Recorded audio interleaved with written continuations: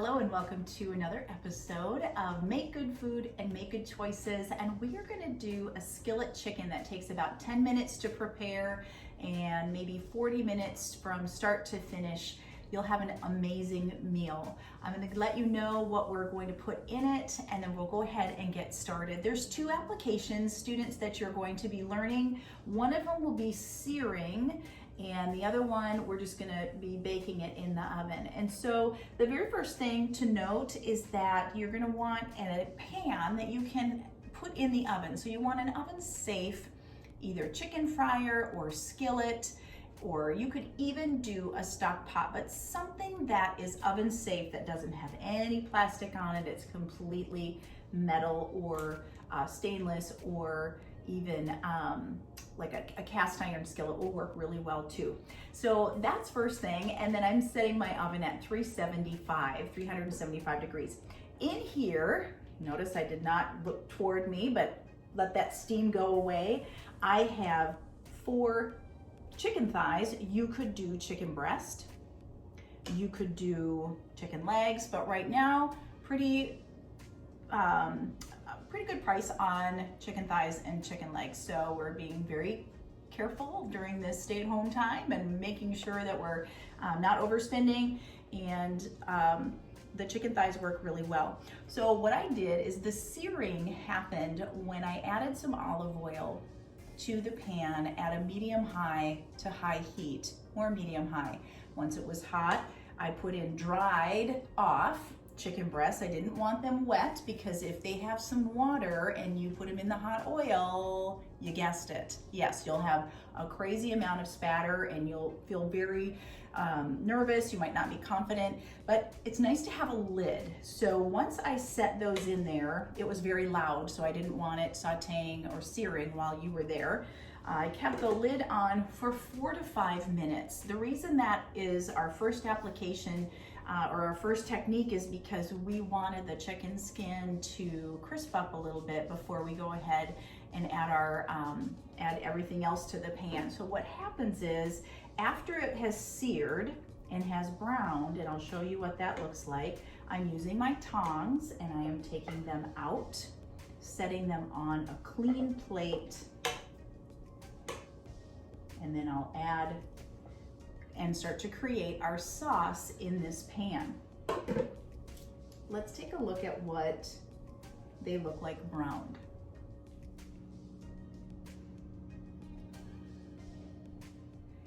Keep in mind, students, this chicken is not cooked. It only has been seared, and the rest of that will happen in the oven. We're going to use this same pot. What I love is that this is a one-pot meal. It just makes it easy for cleanup for you. There's a little bit of oil in this pan. And what I'm going to do is drain off half of it. Part of it is from the chicken fat, part of it is from the olive oil, and just set that to the side. We don't need that much. In here, what I will be adding is a tablespoon of thyme leaves,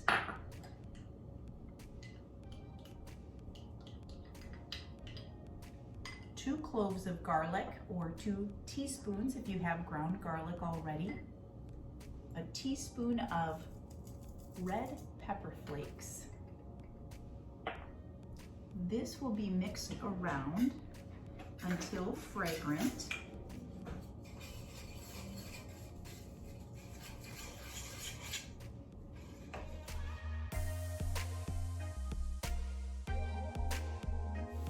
And you can really smell the thyme and the garlic come together.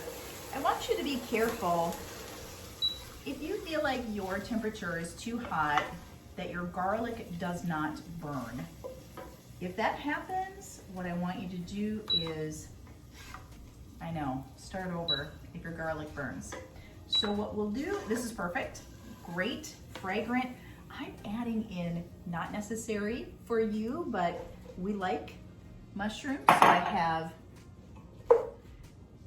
about a half a cup of mushrooms. I kept those quite large so that they would Be easy if someone in our family doesn't care for them, they can take them out. And as the mushrooms are sauteing, I want to give you a quick tip to not overcrowd your mushrooms in a pan. This seems to be a good amount. Otherwise you end up steaming them, and I don't like them to be watery or mushy. And so this is a great way. Anything you saute, do not overcrowd in your pan. You're welcome, that's a good tip. I'm gonna add in a half a cup of petite diced tomatoes. This recipe calls for sun-dried tomatoes, but I have someone in my family that doesn't care for those, so we just use a substitute of petite diced. You could also use fresh, you could use heirloom, whatever you have. That would be a tomato, even just the small cherry tomatoes diced up would work really well as well. So I'm going to go ahead and combine those. Just saute for another 1 to 2 minutes on medium.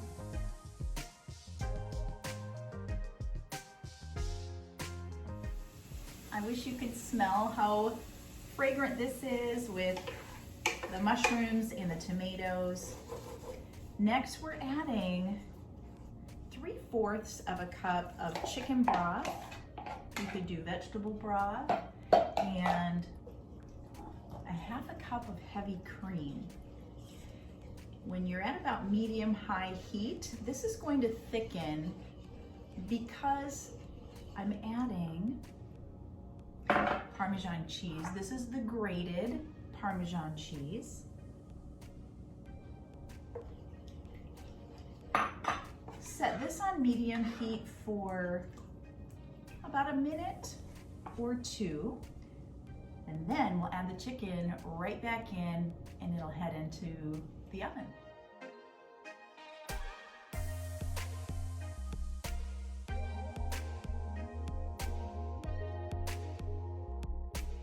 So students, a couple of quick things to share. Remember, this is not a fully cooked dish. So one thing you wouldn't want to do is the chicken, yes, it looks cooked. You saw that in the photo, but it is not. So by, oh, I want to taste that and get a sample, that would be a bad idea. You want to make sure your dish is always fully cooked before you ever sample it, whether it's a soup or a skillet dish like this. Another thing I want you to be very cautious, conscientious, and careful of is, and I've seen people do this a lot, where they will have, let's say we were gonna grill this chicken, and you have the raw chicken or the raw hamburger on your plate. You go to the grill, you put everything on, you take it off and use the same plate. That's dangerous. Why? You just introduced everything that's just been sitting on there with the raw meat. It had the time and the temperature. Remember, your time and temperature are the two culprits of many that can get you sick because of foodborne illness and the growth time of the bacteria. So just being very careful of little things like that will make sure that you stay very healthy as well. You saw how fast that came together. There was no dicing, no mincing, no cutting, nothing. It was literally scoop, scoop, scoop, pour, saute, and now it's going to go into a 375 degree oven with the oven safe pan lid on, or you could just cover with tin foil, and this will bake for about 25 to 30 minutes. The conclusion looks like this. I'll give you a close-up in a second. One thing to note, where was this? In the 375 degree oven. Something that I say is most important, and those of you that have had me in the past know this, when we make frittata, please, please, please make sure not only are you using your hand mitts, pot holders, but that you're leaving them on the pan, because how easy would it be to just forget and quick grab that, and you or someone else could get burned. So I'm gonna go ahead and do this for myself and my family. I have angel hair pasta right here, my beautiful Marry Me chicken, and I'm gonna go ahead and add some sauce to this. It's beautiful. I have to tell you my little cheat method. I did add a little bit, I left this out, of cornstarch, 2 tablespoons of cornstarch to about a tablespoon of water, and mixed that in with a whisk because it was a little bit too liquidy, thickened up into a perfect sauce.